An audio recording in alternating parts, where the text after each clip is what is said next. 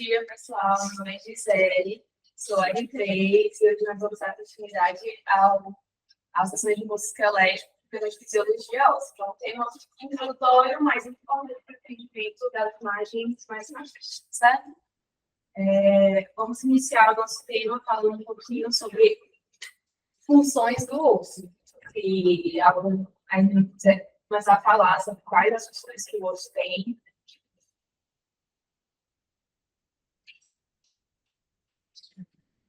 O osso ele exerce várias funções, né? Tanto função protetora, que é alguns importantes, também tem a função principal do osso, na verdade, que é uma função de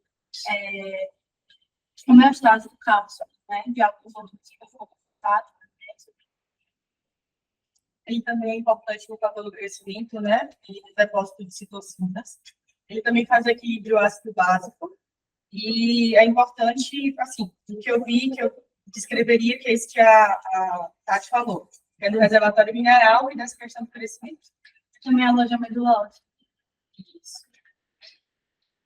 Então, aqui, realmente, como nós vimos falar, repositório de gordura, que é a medula óssea amarela, alinhamento de diferenciação celular, medula óssea vermelha, tem uma função estrutural, equilíbrio ácido básico, homeostase, a detoxificação, que é basicamente armazenam metais pesados e outros elementos estranhos, quando a gente tem esse contato no corpo, reserva de fatores de crescimento de citocinas, reserva mineral, de ácido fosfato, função endócrina, fator de crescimento fibroblástico e o auge da calcina. Vocês sabem dizer um pouco sobre esses hormônios da função endócrina do osso? Para que servem? Você está falando de todos os hormônios? Não, o fator de crescimento de fibroblasto e auge da calcina. O fator de crescimento, eu vi que ele vai aumentar, né, a atividade osteoblástica e vai fazer ajudar a formação óssea, porque ele vai induzir o crescimento periosteal. E eles também vão estimular os condrócitos na placa de crescimento. Certo, essa é a ação do hormônio de crescimento.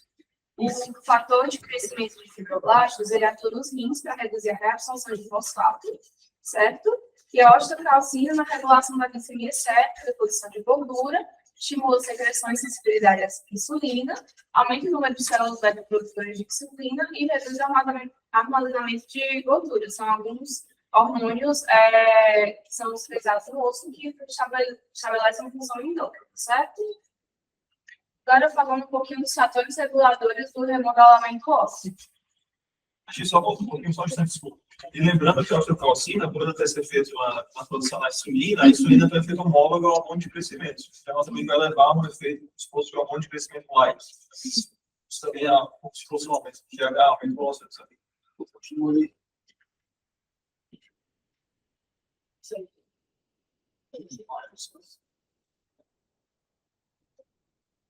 Basicamente, os fatores reguladores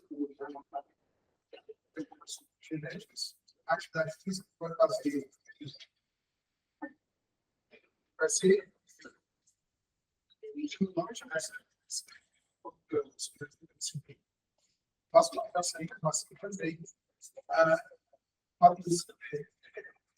em relação a exercício de cálcio, também contar o processo basicamente seria isso. A gente tem a processo que vai iniciar a ativação, a formação, a reabsorção e a formação do incêndio. Isso, como o Caio muito bem falou, o fator genético, entre 60% e 80% da massa óssea é determinada geneticamente, né? A atividade física é importante, pois a ação muscular transmite tensão ao osso e a ausência de atividade muscular aumenta a reabsorção, certo? A vascularização fornece células sanguíneas e nutrientes para o osso crescer e a inervação encoraja a sua função. A nutrição é necessária uma quantidade mínima de cálcio, né, para a mineralização, além dos hábitos tóxicos, como tabagismo, cafeína, álcool, excesso de sal, que são fatores de risco para a osteopenia. E a regulação hormonal, esse modelamento ósseo. Se pudessem falar um pouquinho da influência do estrogênio, do IGF-1, a Paloma já pontuou, O cortisol e o PTH a gente vai deixar mais para frente.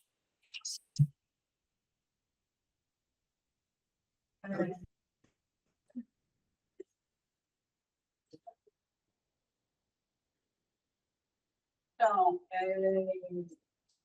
o estrógeno, ele inibe a ação dos osteoclastos na reabsorção óssea, assim como o IGF-1, certo?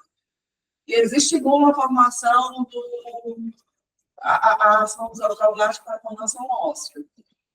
E aí, ele aumenta também a diferenciação desses osteoblastos e induz a formação também da placa de crescimento, né? O IGF-1, ele aumenta também a atividade osteoblástica e a formação óssea e induz o crescimento periosteal, né? Além disso, eles também estimulam a placa de crescimento. O cortisol, ele já tem as características opostas dessas que eu falei. Ele vai aumentar a ação dos osteoclastos, fazendo a reabsorção óssea, e vai reduzir a formação de ação dos osteoblastos. Assim como o PTH também. Então, ele vai aumentar a reabsorção e vai diminuir a formação óssea e aumenta a vida dos osteoblastos, induzindo a apoptose dos osteoblastos, certo? E o PTH, ele estimula também essa atividade osteoplástica, assim como o cortisol. Exatamente como a... Só para assim, todos esses hormônios eles fazem essa parte da regulação, né? Sendo que eles vão mexer justamente naquela aula passada, né, sobre o sistema de regulação da UPG com que é assim, basicamente o estrógeno vai reduzir a unidade da UPG, vai reduzir essa formação óssea, então reduzir a unidade osteoblástica. O seguinte vai reduzir a regulação. Basicamente é isso. Um vai ser pró-UPG e o outro vai aplicar a nossa formação mais Isso. Justamente, como vocês falaram, né, falaram muito bem, a gente dá esse destaque para o estrógeno, como a Clara falou, ele tem uma influência especial na placa de crescimento, no fechamento da placa de crescimento, na cessação do crescimento longitudinal. E isso tem uma associação até direta com o que as mulheres costumam ter altura assim, menor que os homens a longo prazo, né? Os homens crescem por muito mais tempo por causa dessa ação do estrógeno. Existem vários fatores de regulação hormonal além desses, né, para o osso. Existem fatores que diminuem a reabsorção óssea, como a calcitonina e os estrogênios, e além de algumas citocinas, como o IFN, Y e L4, o aumento da reabsorção óssea, o PTH e a proteína relacionada ao PTH, os glicocorticoides, hormônios tiroidianos, a vitamina D, vários fatores de crescimento e citocinas. A diminuição da formação óssea é basicamente influenciada pelos glicocorticoides e o aumento da formação óssea tem influência pelo hormônio de crescimento, os metabólicos da vitamina D, androgênios, a insulina, como o Dr. Carlos muito bem falou, as baixas doses de PTH, os progestegênios, leptinos, alguns fatores de crescimento e algumas citocinas. Como as meninas também já falaram no começo da aula, a gente vai entrar agora, voltando um pouco para a questão das funções do osso, e vamos falar sobre a reserva mineral de cálcio. Só introduzindo o assunto, ele desempenha um papel na contração muscular, na coagulação sanguínea e transmissão de impulsos nervosos. Tem o osso como reservatório, né, 98,9% do cálcio corporal. Tem como principais hormônios reguladores, que vamos falar mais para frente, o PTH e a calcitonina, e um valor certo normal em torno de 9,4 miligramas por decilitro. Se pudesse pontuar um pouquinho de como é que é a interação do cálcio, como é que é a absorção dele, a expressão dele no nosso corpo e como é que ele interage com o nosso corpo.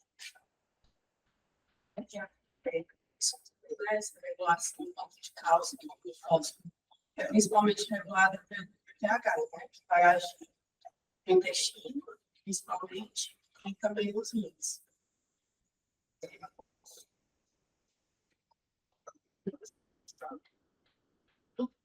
Né? Então, isso vai depender principalmente do cálcio sérico, né, uma diminuição do cálcio sérico, né, principalmente pelo gesto na dieta, vai estimular a ação do PTH. E aí, o PTH, no intestino, ele vai transformar a vitamina D, fazer a vitamina D ativa, né, ajudar na reabsorção de cálcio e ajudar na formação de calcitriol, que é a vitamina D ativa. Uma parte do cálcio ele vai ser excretado, né, outra parte vai fazer parte da reabsorção renal. O PTH,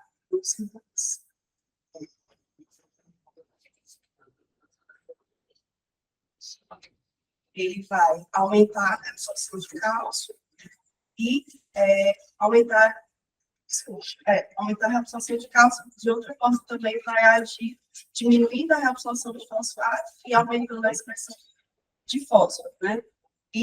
Isso, né, ele vai agir no cálcio, na parte da alça de Henle, né? E em relação à regulação do fósforo no tubo proximal. Já a ação dele no bolso tirar, né, o cálcio do bolso para levar para o líquido extracelular. Ele vai fazer essa ação inversa. O PTH é o principal regulador da calcitonina. Ela também faz parte desse sistema, só que ela é menos importante. Isso, a gente vai falar um pouco deles mais para frente também. Certo? Aqui são algumas formas que o cálcio circula no nosso corpo, né? Ele é absorvido, como a Mariana falou, com a ajuda da vitamina D, né? Que faz essa absorção, e também é secretado, porém, em menor quantidade pelo intestino. Tem uma excreção pelas fezes, tem uma excreção também pela urina, mas é majoritariamente reabsorvido pelos rins, certo? Maior parte no tubo proximal, na alça de Henle e no tubo distal. E já falando um pouco da influência do cálcio no nosso organismo, é muito importante a gente saber a diferenciação entre ossificação e calcificação. A ossificação vai ser a formação, né, de novo tecido, e a calcificação vai ser a deposição de íon de cálcio em tecidos, e pode ocorrer durante a ossificação também, por inativação do pirofosfato. Isso. A ossificação, né, como a desformação do tecido ósseo, a calcificação é a deposição de íon de cálcio nos tecidos. E outro mineral também que a Mariana já começou falando um pouquinho é os fosfatos, né? A principal união intracelular, serve como transportador e armazenador de energia, substância tampão e mediador de reações de fosforilação enzimática. Tem maior quantidade, 85% nos ossos também. Tem uma regulação fisiológica menos eficaz do que o cálcio. O principal elemento regulador é a vitamina D e um valor sérico em torno de 4 miligramas por decilitro. E aí, já entrando como seu principal hormônio regulador sendo a vitamina D, é muito importante também que a gente entenda a ação da vitamina D no nosso organismo, certo? Então, já entrando nesse assunto, se alguém pudesse explicar sobre como é que é essa fisiologia da vitamina D. Então, ela vai passar por uma série de reações, né, até chegar ao estado estático.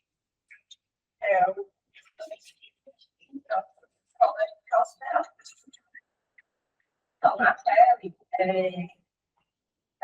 vai ser formado pelo colecalciferol, né, que é formado a partir da irradiação do sol, e ele vai irradiar o 7-desidrocolesterol. E ela na pele, através da radiação, vai ser formada essa própria vitamina D3. E a partir disso, ela vai ter convertida em 25 hidroxicolecalciferol no fígado, certo? E esse 25 hidroxicolecalciferol, ele vai fazer um feedback negativo também não formar tanta vitamina D assim, né? A gente não tem um excesso de vitamina D, o que também seria prejudicial. Então, a gente vai ter nesse livro, nesse contexto. E aí, depois, o 25 hidroxiciclolecalciferol, ele vai ser ativado a partir do paratormônio para que ele seja transformado em 1,25 de hidroxiciclolecalciferol, que é a forma ativa da vitamina D. Né? Isso vai ser formado principalmente por mim. E aí, a partir disso, dessa forma ativa da vitamina D, a gente vai ter uma série de benefícios, né? Um deles vai ser ele vai intestinal, por exemplo. Vai fazer a formação de alguns compostos, como proteína ligada ao cálcio, a ATPase estimulada pelo cálcio, fosfatase alcalina e outros. E aí vai aumentar a absorção intestinal de cálcio no intestino, formada a partir disso. Exatamente. Isso vai se formar e vai fazer criar uma absorção intestinal real de cálcio. Tem que lembrar também que o PTH vai justamente nessa transição para a forma ativa, né? Então, vai atuar essa conversão na vitamina D3 ativa, que consequentemente vai trazer uma melhor absorção do cálcio, e vai ser outro mecanismo de ação do PTH também. Isso, só pontuando que a proteína ligada ao cálcio, né, a calpidina, que atua nas células de escova, as células epiteliais intestinais, para transportar o cálcio para o citoplasma celular, né? Então, muito bem falado. E é isso, a vitamina D é ativada na pele através dos raios do bebê. Apenas 10 a 20% da vitamina D necessária à adequada função do organismo provém da dieta. Então, a gente passa por esse processo para que conheça o nosso organismo, o metabolismo ósseo. Tem o fígado como reservatório e o calcifiol como sua forma mais ativa.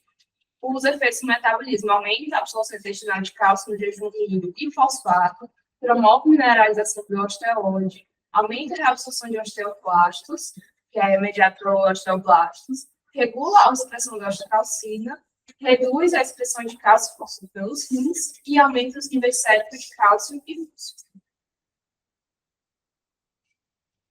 E o paratormônio?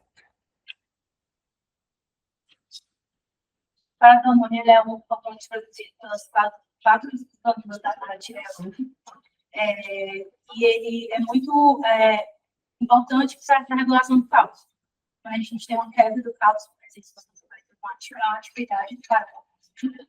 E esse paratormônio vai atuar de 3 maneiras específicas, tanto com ação direta quanto com ação indireta. A ação indireta já mencionada, né, que é através da aumentando a atividade da hidroxilase, né? E dessa forma, aumentando também a transformação da vitamina D na forma ativa. E a ação direta do paratormônio também seria na parte óssea, né? Tanto com uma fase mais rápida, onde ele vai fazer a osteólise, né? Que é essa retirada rápida do cálcio nos sais de fosfato de cálcio, que ficam ali nos cristais, quanto numa fase mais prolongada, que depois ele vai começar a produzir mesmo os osteoclastos, por todo aquele mecanismo que já foi explicado. E nos rins, ele vai ter como se fosse um efeito que também já tinha explicado aqui, que é um aumento, né, da reabsorção tubular de cálcio e a diminuição da reabsorção tubular de fosfato. Isso. Perfeitamente. E o aumento da futroxilase, o aumento da ação da vitamina D, também tem acaba tendo uma influência pelo intestino também, né? E tudo isso acaba influenciando no aumento dos níveis séricos de cálcio. E a vitamina D e o paratormônio, como eles se relacionam, já foi falado um pouco antes, mas só para pontuar, se alguém puder pontuar, a influência do paratormônio no ciclo da vitamina D. O paratormônio faz parte desse ciclo, principalmente no rim. Na parte de transformar em 5 hidroxicalciferol na vitamina D ativa, que é o calcifiol. Ele vai estimular e controlar essa ação do rim, dependendo da quantidade de cálcio sérico, né? A diminuição do cálcio no líquido celular vai estimular o PTH. Isso. Paratormônio produzido nas células principais paratireoides, principal regulador do cálcio, magnésio e fosfato, promove o estímulo da hemofiltratilase, tem o meio de curta e é mediado através dos osteoblastos, né, que se comunica com o osteoclasto pela via antiopedêmica. A proteína relacionada ao hormônio paratireoidiano é um mediador humoral de infectocina secretado por anticorpos malignos, exemplo, pulmão de pulmão e de mama, e acaba ela tendo uma ação similar ao do paratormônio, certo? Paratormônio atua na fase rápida, que é a osteólise, com a remoção de sais de óxido da matriz orgânica adjacente aos osteócitos e adjacente aos osteoblastos da superfície óssea, e na fase lenta, que é a ativação dos osteoclastos, ativando os osteoclastos possivelmente por meio dos osteoblastos e osteócitos. Promove a formação de novos osteoclastos e, se prolongar a atividade osteoblástica, aumenta para compensar. E agora a ação da calcitonina.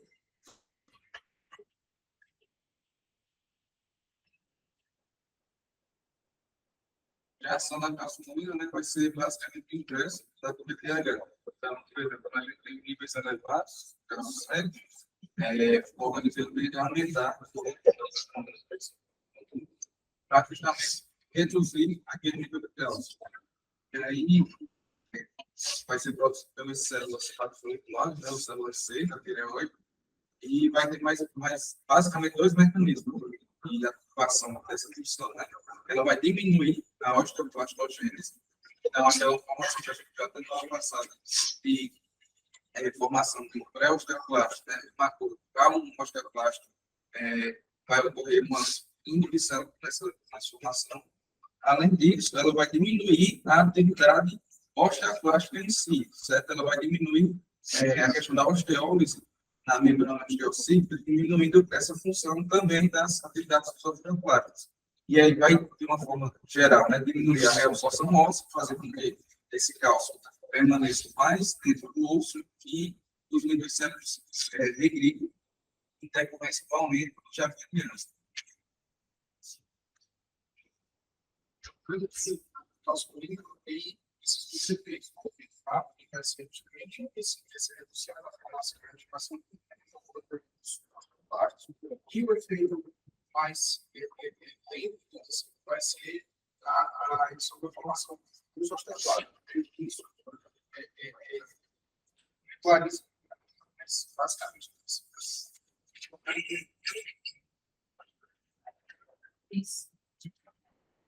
E como os meninos explicaram, aqui a gente vai explicar a calcitonina, certo? Na redução da atividade osteoclástica, redução da reabsorção óssea, redução da fluxo de cálcio e aumento da expressão de cálcio e fosfato, certo? A gente inclui o cálcio sério. Ela é secretada pelas células separadas moleculares da tireoide, como o Cruz falou, da do PTH, então ela reduz cálcio sério e fósforo, inibe reabsorção óssea mediada por osteoclastos, e tem esses efeitos rápidos e prolongados que a já bem explicou. Agora, usando esses artifícios de fisiologia, a gente tem agora um substrato para entender algumas doenças e algumas manifestações radiológicas. Então, vou entrar agora para casos, certo? Caso 1. Paciente no sexo feminino, 75 anos, queixa de dorsalgia.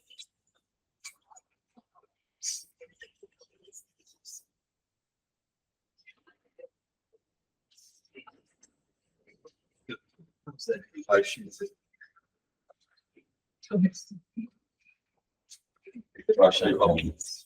Eu acho.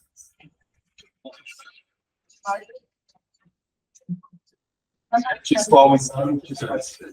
Tá, é um raio-x em perfil de coluna torácica. E aí, o que você acha?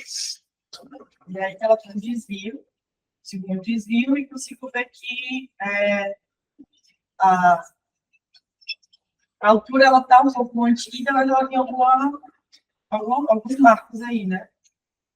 Mas Eu acho que tem uma diminuição da massa óssea. Nas léguas, a gente vê esqueci o termo radiológico. Pode ser falar redução da textura óssea. Redução da textura Não óssea. pode falar densidade, não é legal porque é densitometria, mas textura. Ficar mais escuros. E vocês acham que a altura dos corpos vertebrais está normal? Se tem algum ou alguns que estão alterados? Que são alterados. Vocês estão com a apontadora? Apontei. Então, você falou de um desvio, mas o ideal aí seria um aumento da cifose, né? E não tem uma hipercifose. Isso a gente usa mais quando é escoliose, no AP, né? Então, tem uma redução da altura de alguns corpos vertebrais e uma textura óssea reduzida, né? Vocês pensarem em alguma coisa. Essa redução da altura, a gente chama de quê? Só redução da altura. Termos.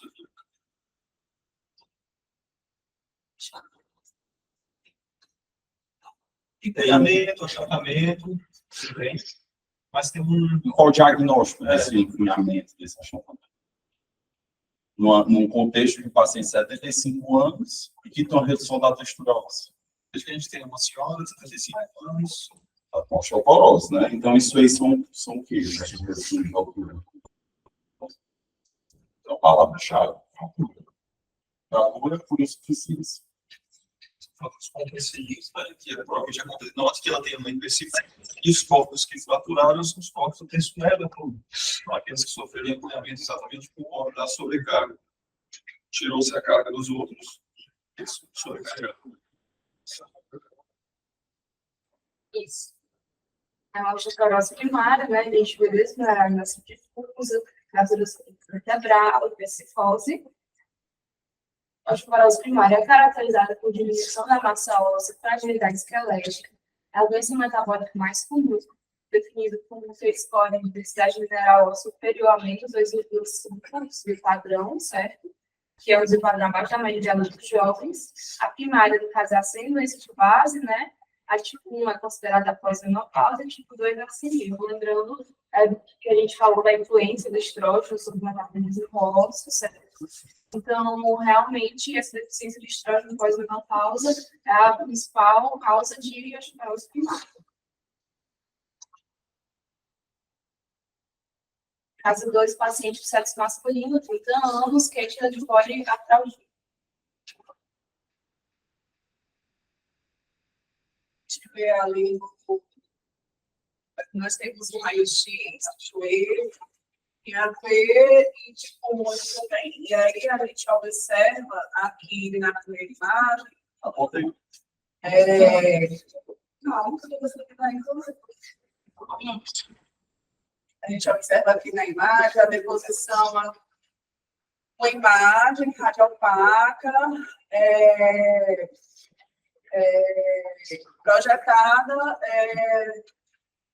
nos locais onde fica o menisco lateral, que pode corresponder à condrocalcinose, né? Imagem radiopaca, tu vai deixar assim, Doval? Imagem amorfa, radiopaca. É a palavra para resumir tudo isso aí, que a gente já falou aqui hoje, em ossificação, calcificação. Isso é ossificação ou é calcificação? Isso é uma calcificação. Calcificação, né? Finas calcificações. Imagem radiopaca é muito inespecífica, né? Você fala que são finas calcificações, explica melhor. Tá, beleza. Tem isso aí do menisco lateral, no lado medial, tem alguma coisa? Isso é, que mais? E aí, Não. O joelho ainda. o joelho. Acabou o laudo. Redução do espaço articular. Isso é muito importante, né? O paciente tem 30 anos. Não tem direito de ter esse espaço reduzido, não. Redução do espaço articular,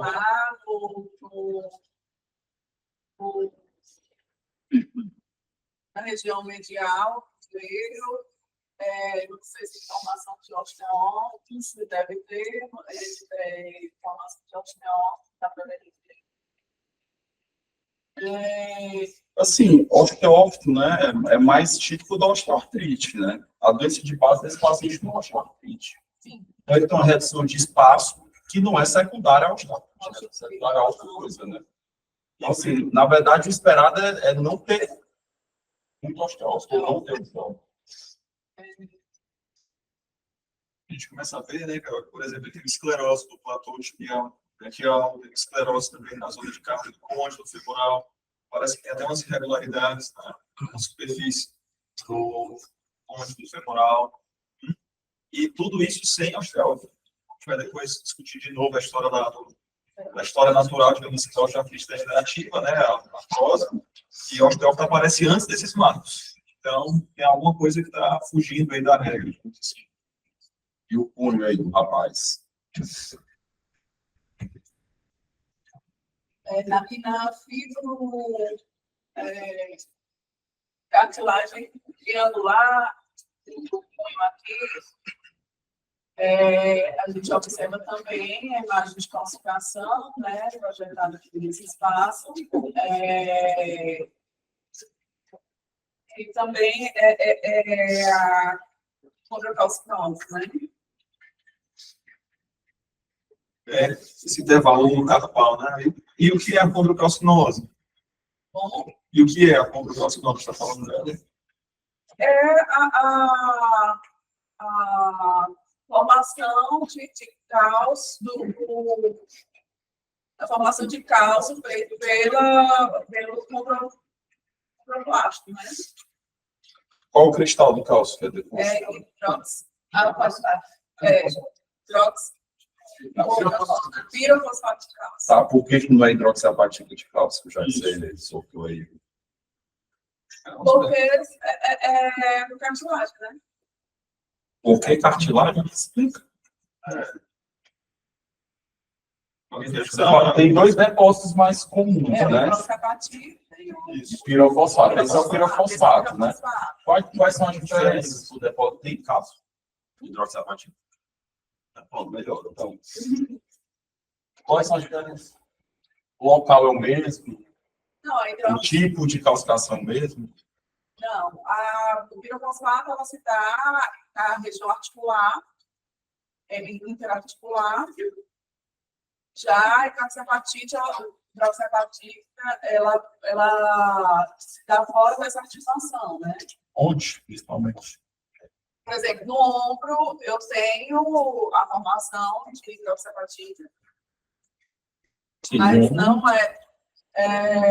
Onde no ombro, por exemplo? no tendão. No tendão principal, né? Mas pode ser na face, pode ser na coxa, pode ser em todo canto. E qual é a diferença do tipo de calcificação, assim, quando a gente olha na imagem, esquecendo o local onde ela está? Porque o pirofosfato dá a sensação de uma substância amorfa, e o hidroxiapatita ela é mais Densa, né? Isso, exatamente. Lógico que dependendo da fase, né? Que ela se encontra. Mas a tendência é que ela seja mais grosseira, né? Da hidroxiapatita. O pirofosfato mais fino.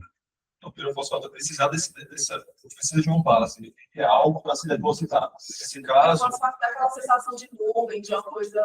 Exatamente. A literatura fala em calcificação em nuvem. É mais difícil de ver, né? A hidroxiapatita é aquela pedra, né? Mais densa. Mais densa. Exatamente. Na aula passada a gente falou que na osteólise, né, a gente tinha que ter aquela zona de maior acidificação para ativação dos osteoclastos, e aí lá tinha hidroxiapatita. Então, ela é mais próxima da substância óssea. Enquanto o pirofosfato, você tem um depósito dessa matriz cartilaginosa, o menisco tem que ter alguma coisa de molde. Vai se depositar e assume mais essa calcificação amorfa, de aspecto de nuvem, como a literatura fala. Isso. Condrocalcinose é a macrodeposição de cristais de cálcio na cartilagem articular, ou seja, tanto a liga quanto a cartilagem, tem como etiologia mais comum a doença de deposição do pirofosfato de cálcio hidratados. E existe um mnemônio das etiologias, né, que é Cold Wash, que é um mnemônio de etiologia de condrocalcinose, né, sendo H, hiperparatiroidismo, hipotiroidismo, hemofilia, O, de opronose, G, de gota, W, de doença de Wilson, A, de artrite, pós-inflamatória, pós-infecciosa, traumática, degenerativa, além de amiloidose e acromegalia, S, de pseudogota e H, de hemocromatose. Pseudogota, que é a condrocalcinose. Exatamente, a condrocalcinose propriamente dita, né? Caso 3, é uma criança em situação de rua.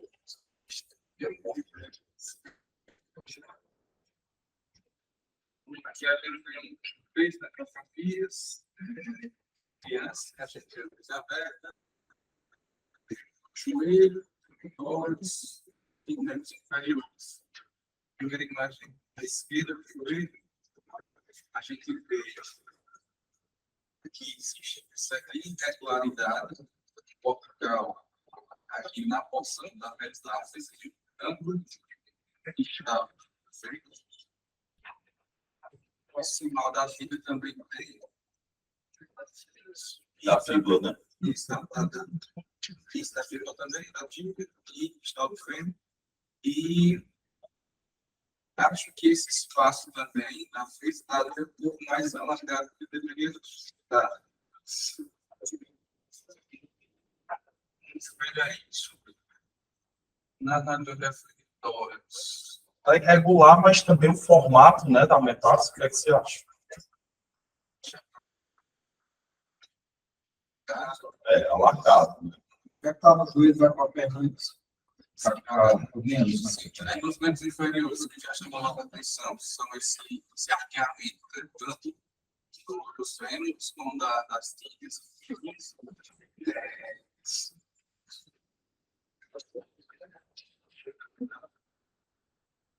E acho que não existe essa questão do arqueamento em si, e a gente consegue ver no joelho, mais especificamente, as questões das alterações extremas. E na radiografia de tórax, além do normal, e aí a gente vê que nas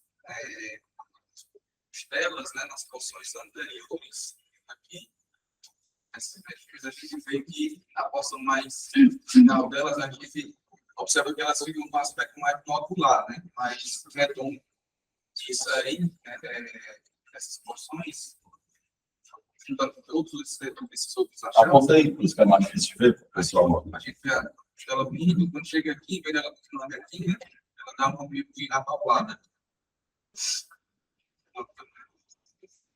E aí, juntando todos esses achados, Chama de ser, como é que chama de ser do tórax?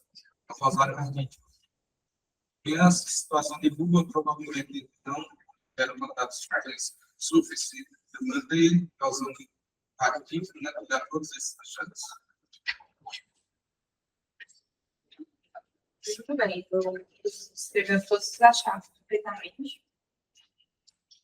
Raquitismo, ele afeta crianças, envolve tanto a cartilagem epifisiária quanto os ossos claviculares e corticais sendo formados. É a interrupção do desenvolvimento ordenado da mineralização das placas de crescimento, ocorrendo como resultado da hipofosfatemia. As manifestações são mais preeminentes nos locais de maior crescimento, como joelho, vegetal, proximal, rádio distal e una, e as extremidades anteriores das costelas médias, certo? Os achados, essa placa de crescimento alargada, regularidade da opinião no lado metafisário da placa de crescimento, a curvatura dos ossos longos e tem também o rosário raquítico, como nós vimos. Os achados são observados no lado metafisário da placa de crescimento, porque o osteoide não mineralizado está concentrado ao longo do lado metafisário mesmo, certo? E a falha da mineralização leva a esse crescimento desorganizado dos condrócitos, e a hipofosfatemia leva à apoptose prejudicada dos condrócitos hipertróficos, resultando nas células cartilaginosas excessivamente longas e nesses achados radiográficos de alargamento da placa de crescimento e esse desgaste das metástases. Caso 4. Paciente de sexo masculino, 54 anos, hepatopata pura.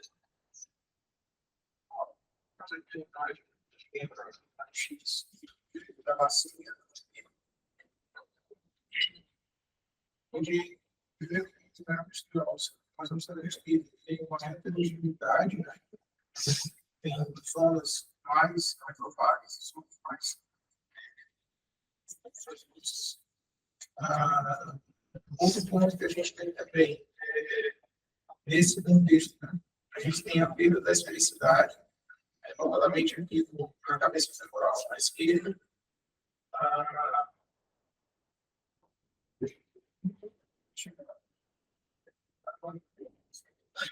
Aqui a pseudo-fratura, chamada, né, pseudo-fratura, mas a linha radiolucente, a porção medial horizontal, com margens escleróticas, né? Isso aqui entra no contexto de polissuficiência.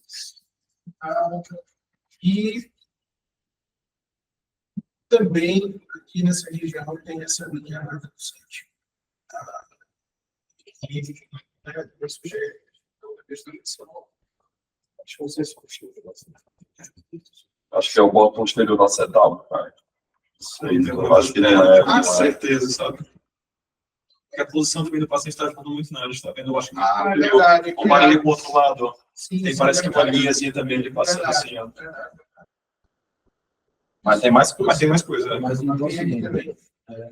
É o que é isso aí. aonde? No ramo subindo. Como é que está a relação da cabeça dos fêmures com os acetatos? Bom, tem uma redução do espaço lateral, com uma maior da especificidade da bacia. Tem um processo de disciplina, né? Marginais também. Eu não acho nem que seja osteófito, não, cara. Mas é outra coisa, viu?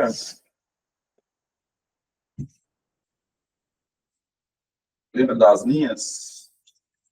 Sim, tem as linhas de tensão do freio, né? Uma redução dessas linhas. São as linhas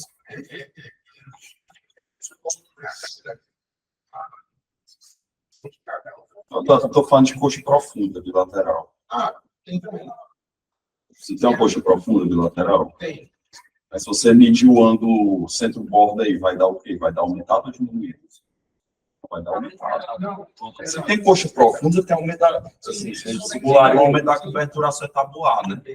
Na medicina do esporte, é diferente de profunda para acetabular. basicamente é o seguinte: a gente olha o acetal, certo?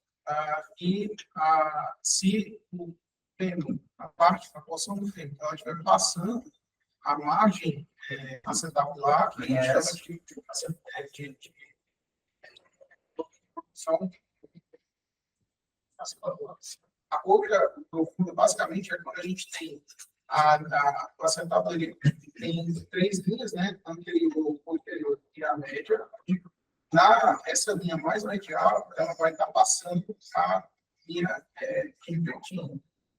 E aí, quando a gente tiver ele ultrapassa essa linha, que é a continuidade, né?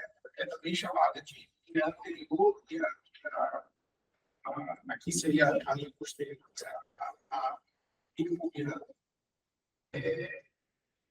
ele vai ter, no caso da coxa profunda, essa passagem somente da margem medial do acetal.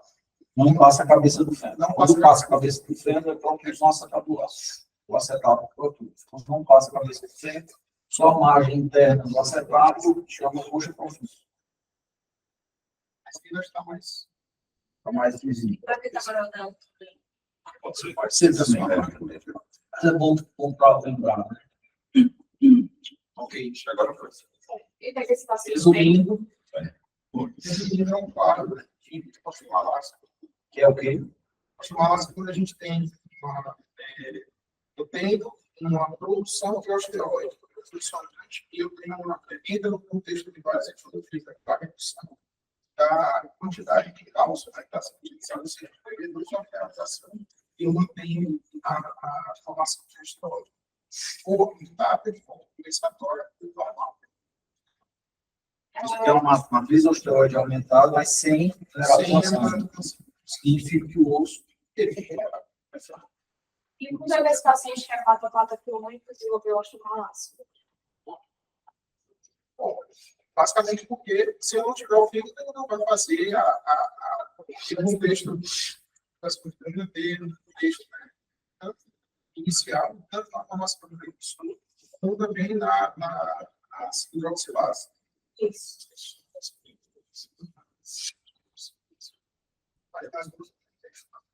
Exatamente. Então, a redução A deficiência de vitamina D está associada à falta da hidroxilação dela lá da pele para o fígado, né? Para a hidroxilação. E a estimulação ocorre após a estação de crescimento, a mineralização inadequada lá no normal do asteroide no osso cortical e trabecular, está associada à deficiência de vitamina D ou alteração do metabolismo por fosfato, tem como achados o osso trabecular mal definido, justamente pela deposição excessiva de osteoide, né, que é menos denso, essa aparência difusa turva das trabéculas, e as zonas de Luser e entradoras por insuficiência, que são essas zonas onde tem a deposição de osteoide não mineralizada em locais de estresse, e aí formam essas fraturas, assim, fraturas. Caso 5, paciente do sexo feminino, 24 anos, apresenta aumento do traço cego.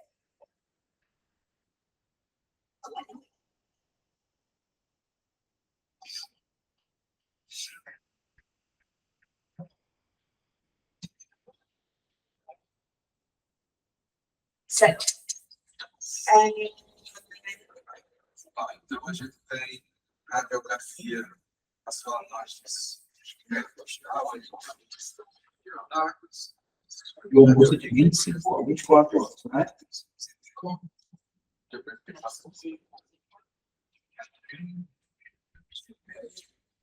Chama a atenção para esses aspectos.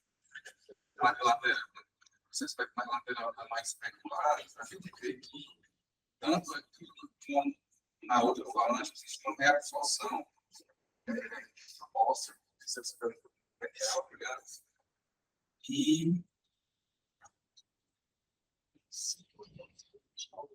Olho distal. na distal existe a reabsorção também aqui na estrutura distal, que aí recebe uma via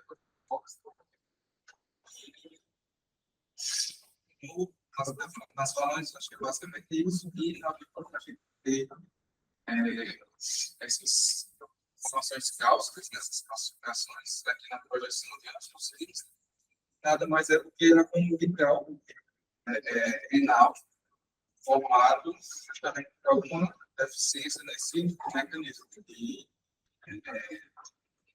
Como é que faz isso? Não, calma, não é fundo mesmo, mas tem aquela associação metastática, que ele pode também dar uma É falsinose? Acho que é cálculo, não. Acho que é falsinose. Falsinose. Cálculo aí é micro. Aí o que mais na parte óssea?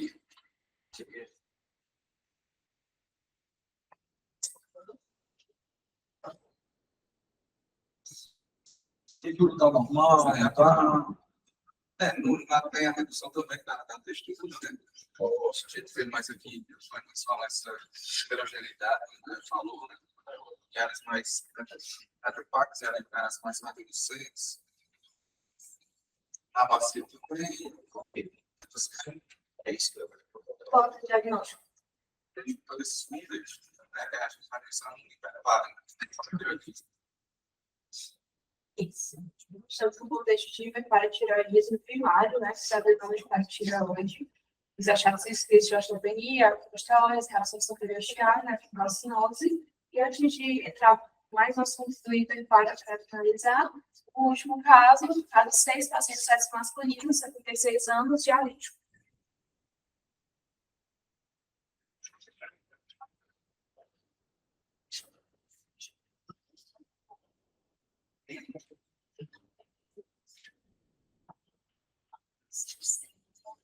Então, vamos lá. Nós temos essas imagens de X, a primeira a grande, né, e uma coisa do saco. Na primeira, nós observamos primeiro alargamento da corda, áreas do centro, estruturas mais e algumas áreas características do aspecto de sol e nessa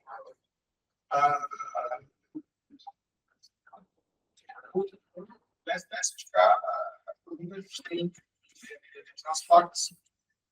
Mas a estrutura também é heterogênea, mas principalmente no momento da colocação nas placas terminais e no redução das regiões mais dessas placas. Esse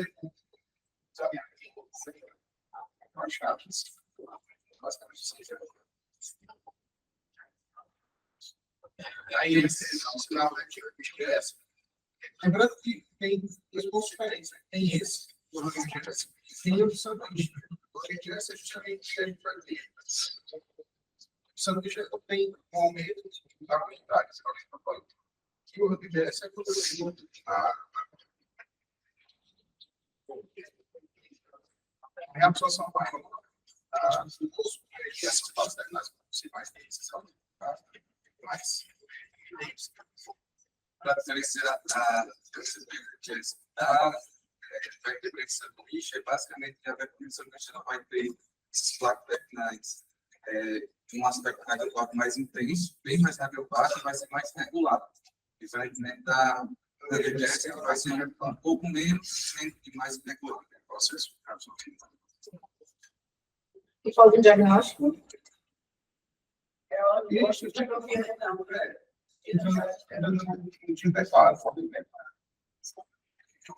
Acho que distrofia renal do hiperparatiroidismo secundário.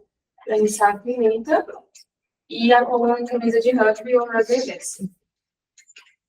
O hiperparatiroidismo, né, temos o primário, que é o estado de secreção autônoma do hormônio da paratireoide pelas glândulas paratireoides e falta de inibição por feedback do cálcio sérico, tem como principais etiologias. O primeiro lugar, de longe, assim, a adenoma de paratireoide, temos como causas menos comuns a hiperplasia das paratireoides e menos comum ainda o carcinoma de paratireoide. Laboratório tem um aumento do PTH e do cálcio sérico e o fósforo reduzido ao normal.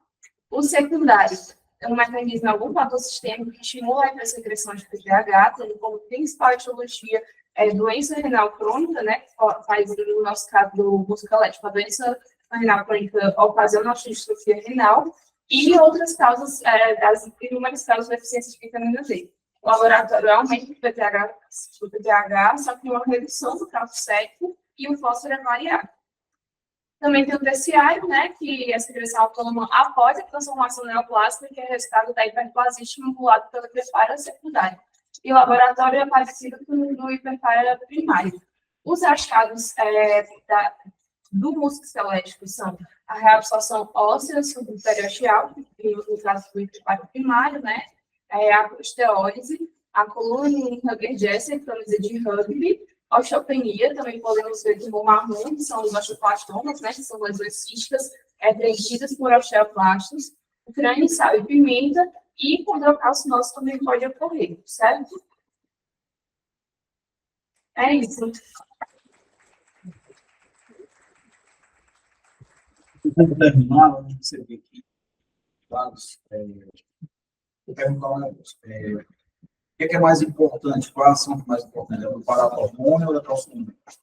Paratormônio. Por quê? Acho que a calcium é mais importante nesse caso. Como tem o paratormônio, vai ser principal nessa função. Certo. Mais alguma coisa? E o paratormônio é mais importante que o calcium? O que é paratormônio corrige? O cálcio, para corrige, o cérebro. Pergunta aí, o que é que paratormônio corrige? Não é o cálcio, é o que do cálcio? Nível cérebro. Que nível cérebro? De cálcio líquido no sangue. Certo. Cálcio alto ou cálcio baixo?